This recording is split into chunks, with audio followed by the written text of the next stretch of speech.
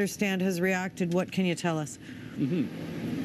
Well, we've already heard from the Iranians sort of the same thing they were saying in the last week, that it really doesn't matter in Iran who wins the election.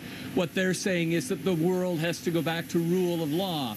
Look, it does matter who's in the White House for Iran. Under Joe Biden and Barack Obama, they signed the Iran nuclear deal. That was very important. Then Donald Trump came to power and took all of that away again and pulled America out of that particular international treaty. So Iran was sort of counting on a return to saner politics. If Donald Trump wins, that's not going to happen. So instead, they're in denial, saying it really doesn't matter who is in the White House. But of course, it matters very much. And it matters to a lot of countries, including Russia. You know, the Russian people don't necessarily like Donald Trump, but we know that Vladimir Putin does, and that two men get along very well. So there will be some continuation of that rapport, that relationship, if Donald Trump does win tonight. Again, Lisa, we keep pointing out, yes, there is a huge amount at stake inside the United States in terms of internal politics. There is a massive amount at stake as well around the world, depending on who now occupies the White House in the next 4 years, because that will change foreign policy in a huge way in so many different places. I think, Paul, you'll share my view here at being utterly shocked that the President of the United States on the night of an election has just claimed victory while votes are still being counted. This is sort of the stuff that happens in other places, but not the United States. And I want to gauge your opinion on the reaction we're going to hear out of places like China, for example, on this. Well, the Chinese, I think, are also standing back, and they usually don't take really strong formal positions in terms of elections one way or the other. They will, of course, congratulate whoever wins, but it's what happens behind the scenes with China and the United States, who have become these two now massive dueling trade powers. And so I think I think not very much is liable to change in the Chinese-American relationship, no matter who ends up in the White House. But to go back to your point about, Donald Trump counting victory before the votes are all counted, that would never happen in a Western democracy, not in Europe at all, not even some of the more autocratic Eastern European nations. There is a process, and it's a long process of history about how you conduct elections, how you win elections, and the honor that you give to the person who ends up being the victor. We're not seeing that in the United States tonight. Particularly knowing that, the fact that there are millions of mail-in ballots is because of this killer virus that so many people decided to take advantage of the mail-in ballots. There's just this sad irony to all of it, isn't there? But David, I think your microphone is working again, and I hate that you didn't get to finish that thought. Yeah. I keep on bringing up the election of 1876 for a reason. I started doing a study of this when I heard about the Postmaster General cutting back on mail deliveries and sorting machines, and I kind of realized that the fix was in then. And I discovered that when the Republicans went to steal the election from the Democrats in 1876, they accused the Democrats of trying to steal the election. See, you can't steal an American election. What you have to do is you accuse the other guy of stealing it, and then you don't count his votes. And that seems to be the same gameplay that Donald Trump is. And that's why that key phrase of they're trying to steal it, they're disenfranchising our voters was very, very important. That came out of tonight's speech. And the major fraud on American people. Jean, how do you feel as an American when you hear that come out of the mouth of your president? Depressed. Paul mentioned this wouldn't happen in Europe. I don't think anyone ever believed that would happen in the United States of America. And that disenfranchised line, if you keep voting, you're disenfranchising the millions and millions of people who voted for Donald Trump. Well, if you stop counting the votes, you're disenfranchising all the people who supported Joe Biden, who will feel their votes or will know their votes are not counted. What this is going to do is deepen that divide that we've been talking about all night. It's going to become perhaps irreparable. It's, as an American and as someone who lives in Washington, D.C., who's driven downtown in this city and seen preparations for mayhem that I've never seen before in my decades of living here and my decades of watching protests. It's hold on to your seats. This could be a very scary couple of weeks. Mm-hmm. Yeah, there's a great deal to be concerned with, and certainly the tone that is set from the White House does make a difference. It makes a difference in your country. It makes a difference in our country also. And Scott, give me your perspective on that. Weigh in on, how does our government even react to something like this? It would not be something you'd condone in any country. Well, it constitutes an immediate challenge. You can't wake up and send a congratulatory memo to the president who hasn't been elected. And yet Trump, of course, will hold it against foreign leaders who don't immediately send accolades. So, we'll hold our powder is what we'll do. I don't think you'll hear the Prime Minister express the same outrage we are in public, but, we'll just sort of wait and let this process unfold. I want to add a couple other things, just going back a couple steps to Paul Workman, Paul talking about, the foreign reactions, not just, the reaction in Canada to it, but all around the world. Has anybody ever had a fuller return on investment than Putin? Like, holy smokes, right? He made a bet on this guy, what, like 15 years ago? And has that chip been cashed over and over and over again? He must be the happiest man on earth today. But with China, Paul and I were talking about China, and that has had a direct impact on Canada also. The extradition treaty, Meng Wanzhou, 2 Canadians now. This December, it'll be 3 years that Michael Spavor and Michael Kovrig are in Chinese detention with virtually no communication with their family. I mean, there actually are links to all of these things. Evan, would you agree with that, or is it taking it too far? I think there's going to be a lot of fallout of this, but I just want to make sure our audience, if they're still up, and all of us are aware of what just happened, because my jaw is still on the floor. And we just had a president of the United States inside the White House declare that he's won an election that is not over, that the election that just took place was a fraud, not an exercise in democracy, that he is going to fight it, that he wants millions of voters who have not had their votes counted canceled. This is a historic moment. We talk about voter suppression, or we talk about the institutions of democracy. It was a bald-faced challenge to the institution of democracy, which is people exercising their franchise, which has been at the very core of the American experiment. Whether you're people of color or women, the exercise of the franchise is the very height and the aspirational goal of the democracy and the American experiment, and he has challenged it for millions of voters tonight. And, we talk about this as a campaign or what the world will think, but Americans are seeing right now, even if they're in there blinded by their own partisan prisms, we are seeing the most blatant, naked, and shocking challenge to the fundamental exercise of democracy that we've seen in our lifetime, for sure. And I just want people to appreciate that was a stunning speech inside the White House for a president to declare victory and to ask votes not to be counted in the middle of an election. And so, yeah, there's going to be fallout of China, and there's going to be fallout around the world. But, this is an American moment and a very critical moment. And in this American moment, I want to bring Tom Walters in to give us his view of this, as Evan so rightly put it, this American moment that is just a shocking thing for everyone to hear. Yeah, and there's a phrase that jumped out at me. It's the same one that obviously caught Gene's ear, and that is when Donald Trump was saying that the counting of his vote is now threatened by some sad people who want to disenfranchise his voters.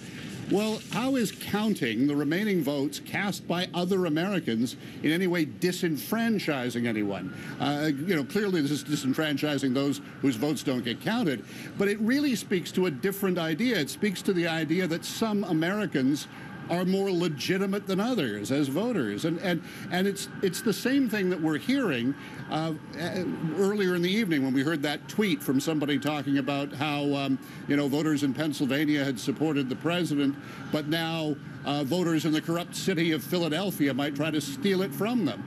It underscores the fundamentally divisive nature of this president and his approach to politics that views some Americans as more legitimate representatives of the nation than others, more legitimate citizens of the nation than others, and it really is a naked affront to democratic norms. And yet, Zane, he set the tone that this was going to happen, Zane, weeks ago, that there would be fraud, that they would try and steal it from him. So in that sense, there are people watching this tonight who are shocked for the exact opposite reasons that we might be tonight. Yeah, and listen, this is surreal. And I think we need to acknowledge that. You know, I was saying earlier on the program that he has scripted this. He has said he's going to do this. And I should have punchy lines for you about what to say and how to retort this right away. But this still feels unbelievably surreal. And I think my takeaway is, and I think there's been great comments made about what happens with Trump, what happens going forward. I think America loses here in a major way because for a lot of Americans, millions upon millions, this was not just a referendum on Trump, but it was a referendum on each other. It was a referendum on your neighbor, because the first time you vote for this guy, we'll give it to you. But now you've got 5 years of history and 4 years of a presidency, and you still decide to vote him in, even if he doesn't win. It says something about each other. And I think those cleavages, I think, are the marks that are going to be left on America, regardless of 2 weeks from now, or even past January 20th when Joe Biden gets sworn in as president, should he win. I think that is the mark that really can be the long-term fracturing of America that we might see. I hate to get esoteric with you, Elisa. It's almost 3 a.m. in the morning, so I guess now is a better time than any. But there is something to be said about that. In Vancouver, it's only 10 to midnight, not even midnight. So, but I want to ask Sheila, that was such a very eloquently put point about what this does, street by street in neighborhoods. What do you think, Sheila, when, you vote to Zane's point? One victory, you could say, oh, it was an accident of the Electoral College, but this would be a conscious vote to give this man a second mandate. Well, I think it's a country in turmoil, and I think that there's a lot of confusion and a lot of mistrust, obviously, with each other, I think. And what I heard from the speech was definitely declaring a win, and then kind of doing that call again, stand back and stand by, saying, let's go get this win, because we did win, and no matter what happens, we have to protect the win. And that's what it sounded like to me. And it's dangerous rhetoric, and I think this of course is going to be playing out in the next few days, and I hope people are going to be safe and smart and not engaged. But I think the recent history is showing that this is a country that's in chaos, actually. Well, Donald Trump says he will go to the Supreme Court, so much ahead. We are going to take a short break, so please stay with us. When we come back, we'll tell you exactly where everything stands, to our knowledge anyway, in this strange situation. Stay with us.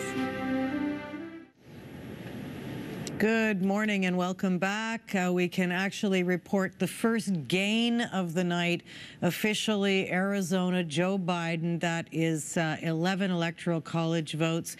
Interesting, it was Arizona that when the President, Donald Trump, had just been making his statement, said he wanted the votes in Arizona to remain in play, but he wanted all other votes to stop. So it's kind of a bizarre situation. And moments later, of course, we're able to declare that Joe Biden has won the vote in Arizona. So, all right, I want to bring in Omar Sachedina to give us a better picture of where are we at this moment? How many are still at play? What's the process, the timing, anything you can tell us, Omar? It sort of feels like a bit of a limbo position now with so many states still counting. It certainly does, and I'm glad you mentioned Arizona. You know, Donald Trump sounded very frustrated in his speech earlier on that state was perhaps called too early, but we are able to make that call. And now that state has flipped, it was for Donald Trump in 2016, but now has gone to Joe Biden, so we are able to make that call. Let's take a look at the states that are still very much in play, the states that are too close to call at this stage, even though Donald Trump has declared victory tonight. North Carolina still too close to call. You can see there by the percentages, it's still very tight. 50% for Donald Trump and 48% for Joe Biden. Let's switch gears, take you to Georgia. Again, a very, very tight race here. Too close to call. You can see, again, almost a 50-50 split here. Let's move on, go to Nevada. Again, you can see that Joe Biden, Donald Trump, Joe Biden has 50%, Donald Trump has 47%. Let's go to Wisconsin. 10 electoral college votes up for grabs in this state. And again, you're seeing those percentages coming in around the same. So 51 for Donald Trump and 47 for Joe Biden. Let's go now to Michigan. 16 electoral college votes up for grabs. Again, very tight to call. This is not a call that the Associated Press is willing to make right now, so we will have to wait to see when that state is called, part of that infamous blue wall that we've been talking about. Here's another state that's part of the blue wall and where the mail-in ballots could be extremely significant. Donald Trump, it looks like at this stage, has 55%, almost 56%, and Joe Biden has 43. You know, based on this, simply, we should be able to tell you that it's a Donald Trump victory in this state, but we simply cannot do that because of those mail-in ballots. Now, Alaska has not been called, but it's safe to say that this will go in Donald Trump's column tonight. This is a pretty safe Republican stronghold for him. Only 3 electoral college votes, and you can see his substantial lead in that state. He's got, I think what I saw was about 60% of the votes there counted. And finally, let's go to Maine and Nebraska. I think that's where we're going next. And these are unusual states because they're not winner-takes-all states in terms of the electoral college. So they are awarded by congressional districts. They're split like that. They're not winner takes all. So Maine has 4 electoral seats up for grabs, or college votes, I should say, and Nebraska has 1. So we'll see what happens in those states. So you can see how much is still very much at play. And if you look at how that translates into the electoral college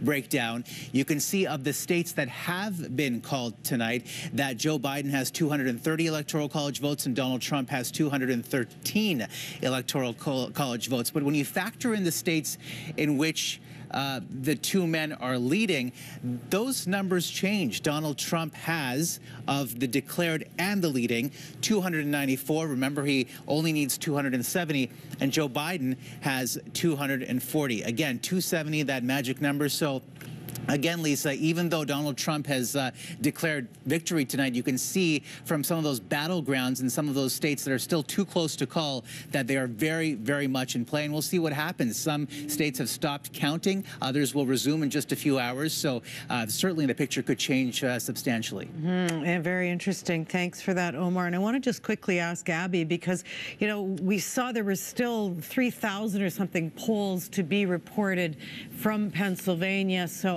obviously that is an enormous number of ballots to be counted.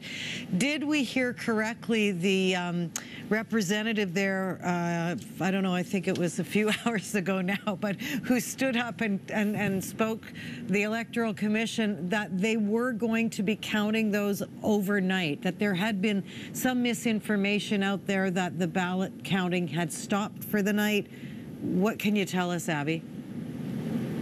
Yeah, we're still trying to confirm that. There was some confusion. They sort of made that press conference. It was very short. He made that statement. I think what he was referring to was the fact that they wouldn't count those mail-in ballots at all. And what he was trying to say was that that count would continue. In Philadelphia, where that comment was made, about 76,000 mail-in ballots have been counted, but there could be up to 350,000 in total. So a big gap there. And overall in Pennsylvania, as we mentioned before, absentee and mail-in ballots, about 2.5 million. Most of those had been requested by registered Democrats, and they're just sitting right now waiting to be counted, and that could take up until Friday. We're certainly hoping that those results will come in soon. And it's a shocking development now that the president has said that he believes he's won this election. And this was a big fear here, specifically in Philadelphia. When we talked to people in recent days, they were afraid that because of those mail-in ballots, that most Democrats had voted that way, that the president would take this opportunity to say, you know what, those votes should not count. And now he's also threatened to go to the Supreme Court. So that those fears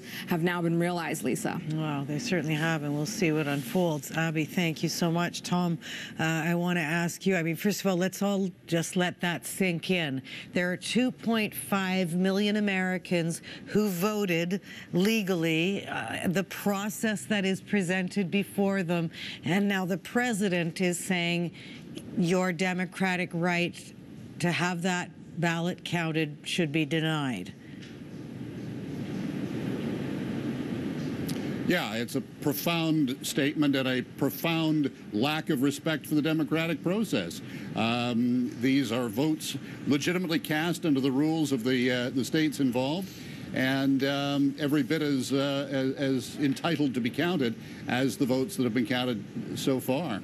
And also, Tom, I mean, we did have that one gain we were able to report. It's always nice when we have an actual new information to deliver. In this case, it was Arizona going to Joe Biden. So what does that look like? Give us the last time that state was a Democrat state. What does it change? Well, the last time it voted Democrat in a presidential election was 1996 for Bill Clinton. Before that, last time was Harry Truman. So this is a noteworthy change in and of itself in the presidential race. Also, we have Mark Kelly elected there. Martha McSally has the distinction, had the distinction 2 years ago, of being the first Republican in Arizona to lose a race for the Senate since 1988. She was then appointed to complete John McCain's unfinished term, and now running in a special election for the last 2 years of that term, defeated by Mark Kelly. And Mark Kelly is the astronaut, the husband of Congresswoman Gabrielle Giffords, who, of course, was wounded in a mass shooting. So the people of Arizona, the state, of course, famously represented in the Senate by John McCain for so long, now have two Democratic senators, including Mark Kelly, who favors background checks on gun purchases, who views health care as a right, and who sees climate change as an existential threat. Okay, Tom, thanks for that.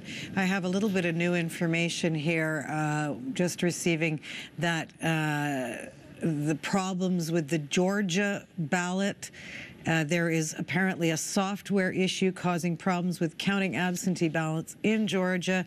Elections officials are saying so they hope to have a full count sometime later today.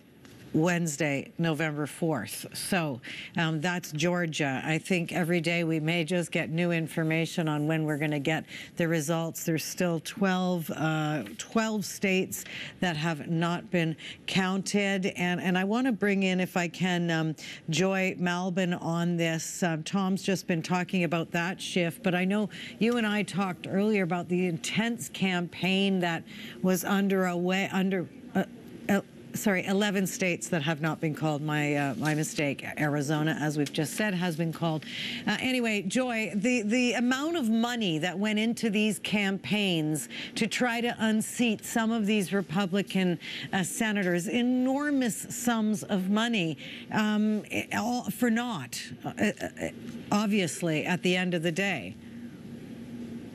Well, it's interesting, you know, Donald Trump in Texas bragged that there were something like 1 million more voters that came out for him. These are new voters, they claim. At least that's what the campaign says. And it's all part of their ground game. The last couple of years, they were going door to door, knocking on doors, trying to recruit new voters for Donald Trump. And even during the pandemic, when Joe Biden said that they had stopped their ground game, the Trump campaign didn't stop. They kept doing that. You know, it's interesting. I just go back to what he said earlier, falsely declaring victory. And Chris Christie is a Republican, former governor of New Jersey, and an advisor to Donald Trump. And he says, as a former attorney, attorney general, that Donald Trump has no power to stop the vote. We'll see where it all ends up. It could end up in the Supreme Court.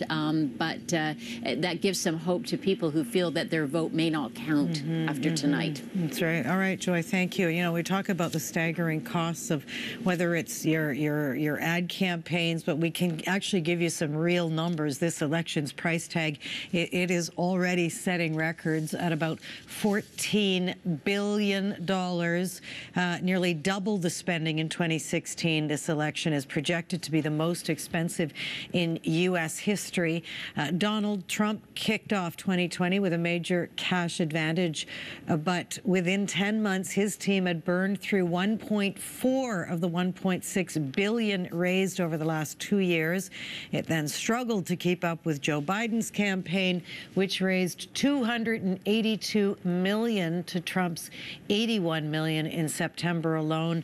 And in the final weeks of the election, the Trump campaign had only $43 million left in the bank compared to Biden's $162 million. And Evan, I just want to bring you in on that. We looked at those numbers. You get a sense of just the astronomical costs attached and the fundraising and the laws in this country around exactly that.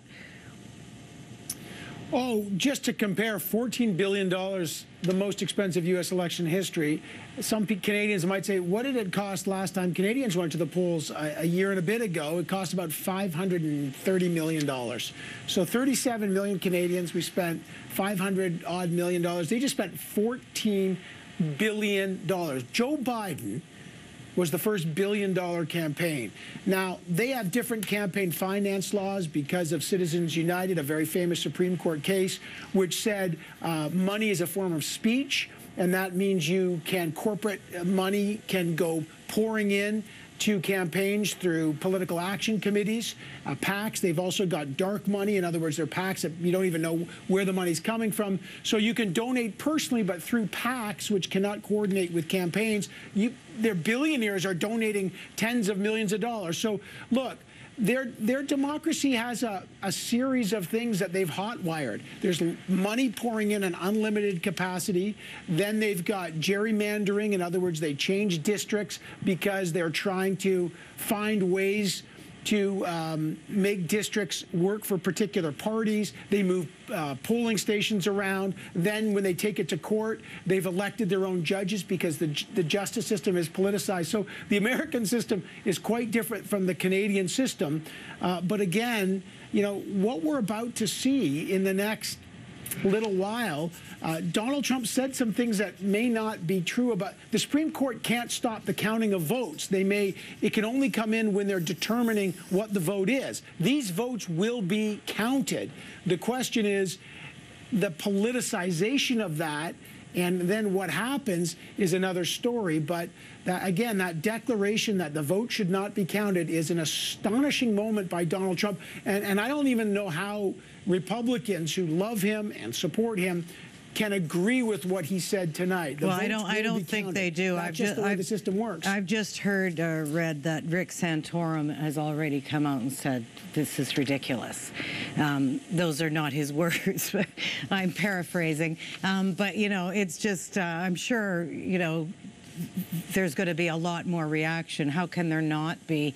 But I put it to Richard or Joy, give me some idea if you can. You know, we talk about not counting votes, but in fact they are. It's 3:09 Eastern time now, and Maine has just gone to Joe Biden. So that is just 4 lowly votes. But talk about how important every single electoral vote is now, that it's down to these that are remaining to be counted. Richard. Well, yeah, well, the path to 270 for Joe Biden gets narrower and narrower, so a state like Maine is a big win for him. And just going back to the money that you talked about, $14 billion is a whole lot of it, and the Democrats were flush with cash going into this, and they poured a lot of money into big races for the Senate in North Carolina, in Kentucky against Mitch McConnell, in Texas. But clearly that money didn't really help them when it came to the election night, because all the Republicans that the Democrats were fundraising through ads or what have you to defeat them, they all won. So that is another soul-searching question for the Democrats as they look at these results on this election night. But when you talk about different races, yeah, Maine is a big one. Arizona is a pickup for the Democrats, and Biden insists that he's still in the game in Pennsylvania because the voting, the mail-in voting works in his favor, and also in Michigan. He believes that the votes from Detroit have yet to be counted, where there's a big African-American vote there that will eventually put Biden over the top. But the good thing about Arizona for the Democrats is that now there is less pressure for them to win those major states like Wisconsin and Michigan, because they have Arizona in their back pocket. So as Biden said to his supporters tonight, they might be down, but they're definitely not out, and this isn't over yet. Joy, you're at the White House. I'm sure you've seen people streaming out of there after that gathering that seemed like a victory party. But you know, we talk about just the 4 votes in Maine. I know that there were just really intense women in some of the communities who never ever dreamed they'd be activists, and here they really were trying to bring that state into the Democrat column, and they pulled it off. It was the same for a lot of different suburban areas of Michigan. They have not pulled it off at this point. But your view on some of the shifts we saw really inside the counties this go around? You know what? I mean, I speak about Donald Trump, and it's just so shocking how he was underestimated, just like last time. But you mentioned suburban women, you know, and a lot of voters that we spoke with, they were fed up with his behavior, with his conduct, with the last 4 years, the constant chaos, the drama. And for many of the women, they said they're not voting for him again, or they're saying, no, they're voting for Joe Biden. And COVID played a big role as well, especially among suburban women who are trying to tell their kids, hey, you know what? You got to wear one of these. And they say, well, what? The president doesn't wear one of these. Why should I? So it was a real struggle for a lot of women. And in fact, I remember, you know, speaking to some people who had started up this almost like a self-help group because so many families were divided. And seniors, too. Lots of seniors in Florida as well. Even though Donald Trump won, he did lose some seniors there, and certainly in Arizona, again, over the COVID issue. And again, we still don't have a very good perspective on exactly what those final numbers are. There are still now 11 states still counting. We are, though, going to take a very short break. Stay with us, though, as our American election 2020 coverage continues, as uncertain as it is at this hour.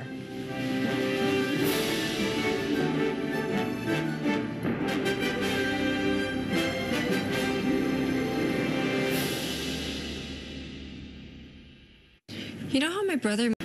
We got ourselves a predicament. Get into the new series, Big Sky, Tuesday, November 17th, only on CTV. So one of the states, of course, that everyone is waiting for an outcome is Pennsylvania, and the Democratic governor there has just sent out a tweet saying more than 1 million mail-in ballots still to count. More than 1 million ballots still to count. He called Trump's remarks a partisan attack.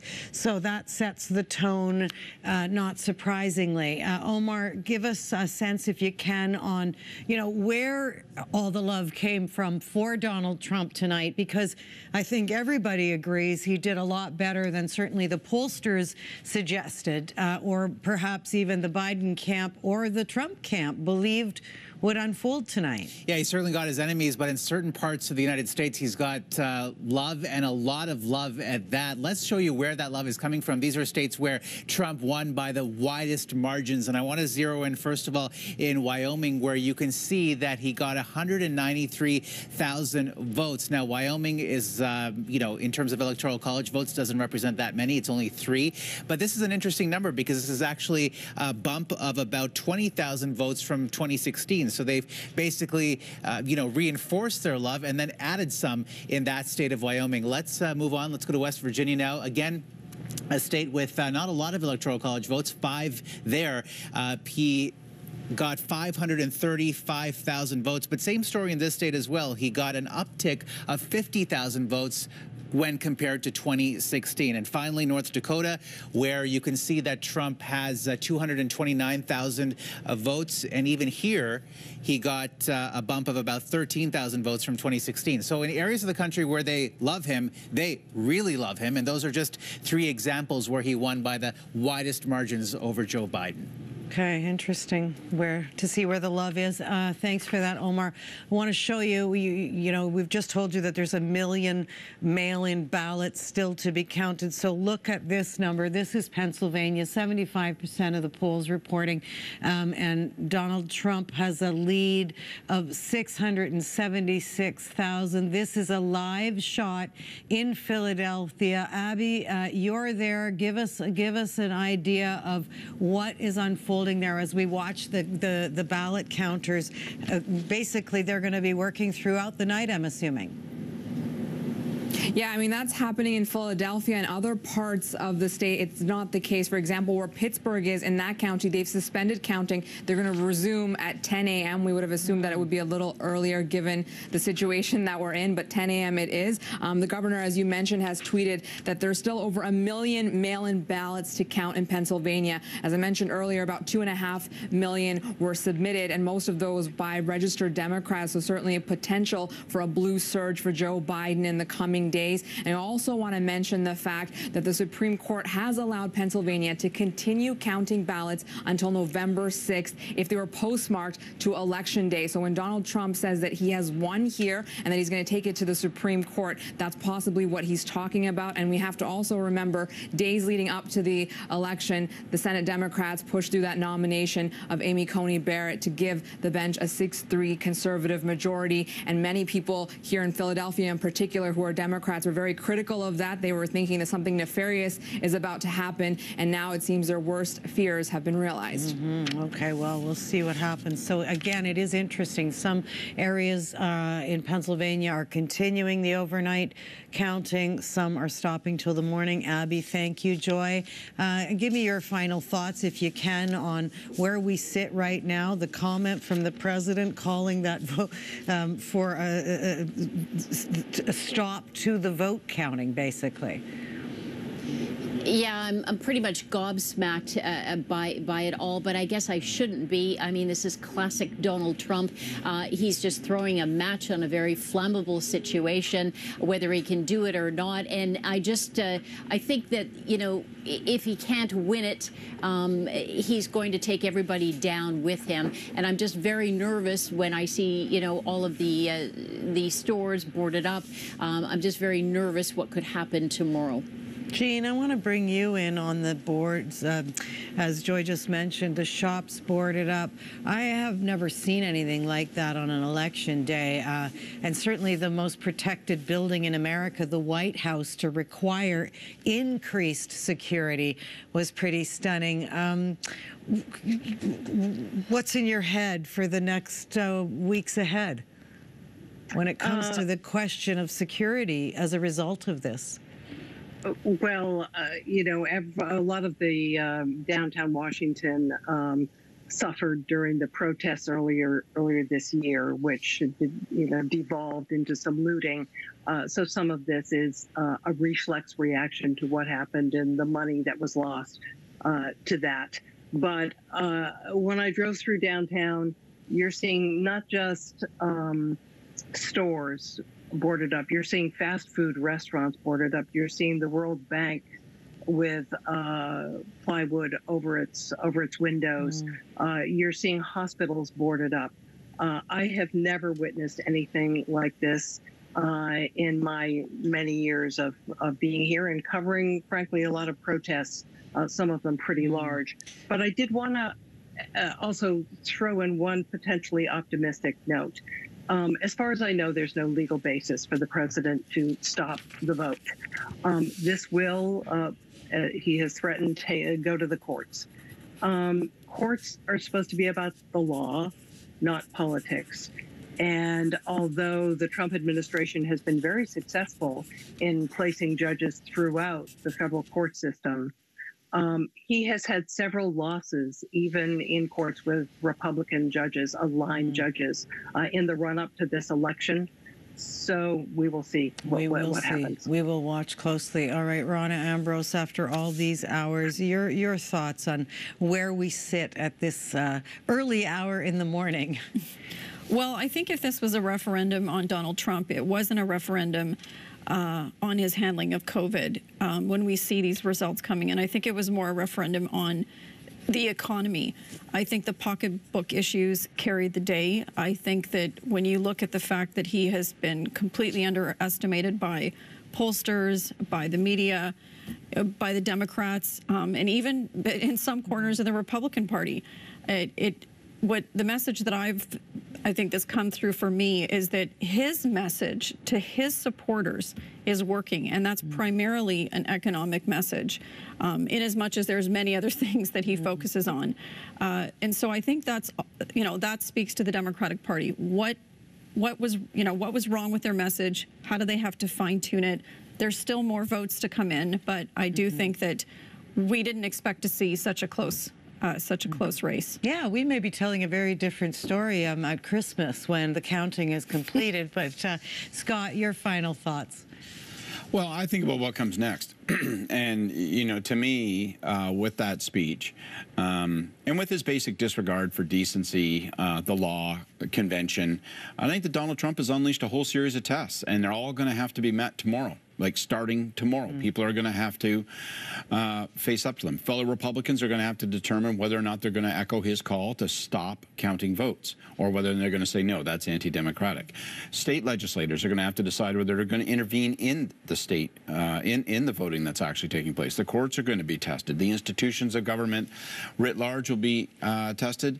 The public and how it interprets and comments and determines on this will be tested, and the Democrats will be tested. Major tests all around for sure. Sheila, final thoughts from you. I'd like to get everyone's final thoughts in before we say goodbye. My final thought is more of a question. What will happen if Donald Trump does lose? Will there be a call for his leadership or for him to step down and step away from politics? So I have more questions than answers at this point. Great question, yeah, for sure. And Zane, who do you want to hear from?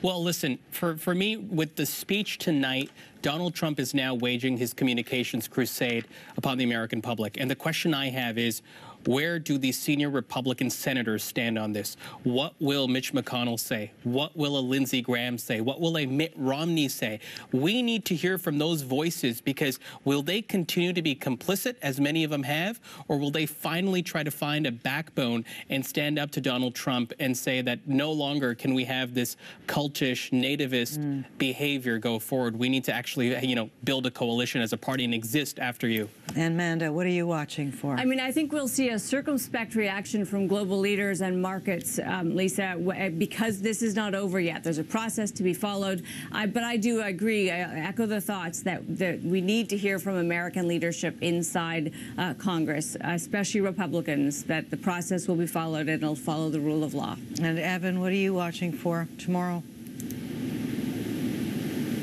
underperforms, Trump overperforms. Trump has ended the campaign by yelling fire in a political theater. It is going to be mayhem. If Bush-Gore was a legal dispute, this is a cage match. Scott's right. It's going to be a real test.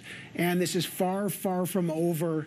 And it is wild. It is wild, and I thank all of you for your insight in this as this journey tonight. We still don't really know where we're at, but that is it for our special coverage of the American election.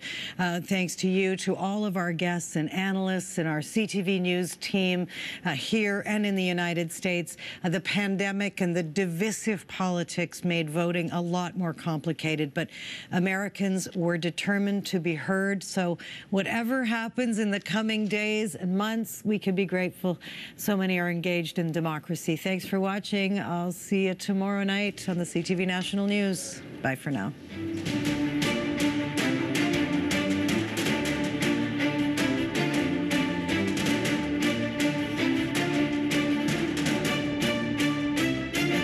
We knew this was going to go wrong. We feel good about where we are.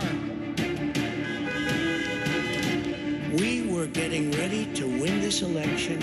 Frankly, we did win this election.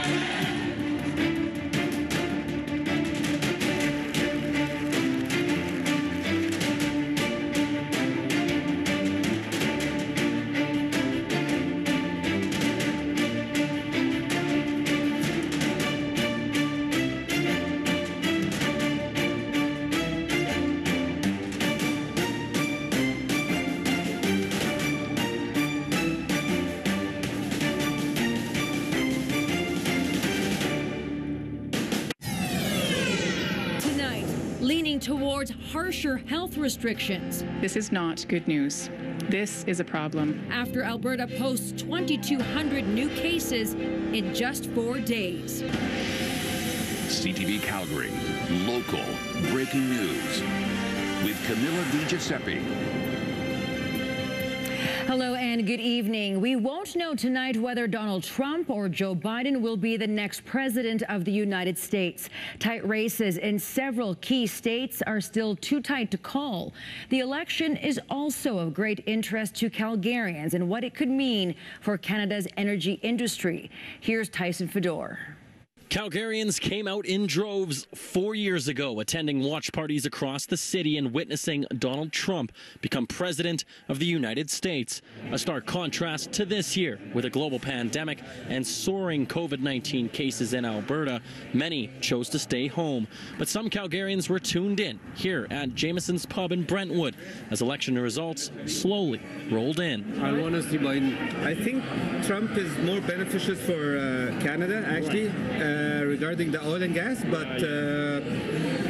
Biden, also the Democrats, they're way better. Alberta's oil and gas sector was a major focus for many watching on this side of the border. The Keystone XL pipeline, which the provincial government invested a $1.5 billion stake in, was a major talking point. If you're worried about trade or immigration policy, Biden is the better answer. If you're only focused on a pipeline, then Trump is the better bet. Donald Trump has been a major supporter of that pipeline, with construction to continue if he secures a second term. A Biden victory would mean the process of the USA weaning itself off fossil fuels and away from oil and gas. The most important thing that we should keep in mind is sort of like the longer term sort of trend that's starting to happen, because the world is addressing climate change and the U.S. is addressing climate change even under the current president. Under Biden, that would accelerate. But for some, they hope this election does not drag on for several more days. It seems as glorified as a wrestling match. We can see here Trump versus Biden, and I can't handle the thought of it anymore. Tyson Fedor, CTV News, Calgary. Now, both Biden and Trump addressing supporters late tonight, both confident the election will go their way, but it could be days until we have a decisive winner.